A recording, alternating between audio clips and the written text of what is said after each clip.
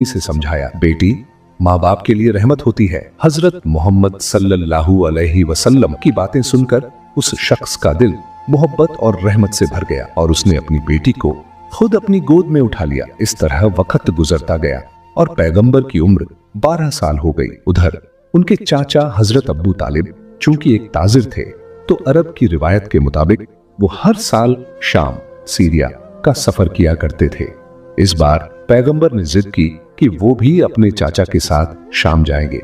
सफर शुरू हुआ और रास्ते में वो बसरा नाम के एक मकाम पर रुके, जहां एक गिरजाघर में एक यहूदी आलिम रहता था। उसने पैगंबर और उनके चाचा हजरत अब्बू तालिब समेत पूरे काफिले को खाने की दावत दी। जब उसकी नजर नन्हे मोहम्मद पर पड़ी तो वो फौरन समझ गया कि यही आखिरी और सबसे अजीम पैगंबर हैं।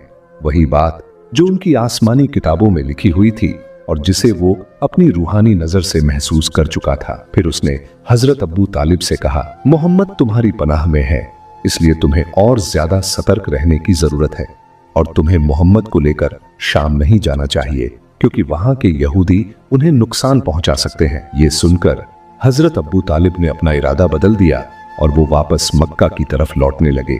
मगर रास्ते में उन्होंने उस यहूदी आलिम को जख्मी हालत में देखा, वही शख्स जिसने कई बार पैगंबर मोहम्मद को नुकसान पहुंचाने की कोशिश की थी। ये देखकर हजरत मोहम्मद सल्लल्लाहु अलैहि वसल्लम अपनी सवारी से उतर आए और यहूदी के मुंह में पानी डालकर उसकी प्यास बुझाई। फिर उसे सहारा देकर समुंदर के किनारे ले आए। वहां पैगंबर ने देखा कि एक औरत और उसके 2 बच्चों को जंजीरों से बांधकर एक बुत के सामने रखा गया है कुर्बानी के लिए।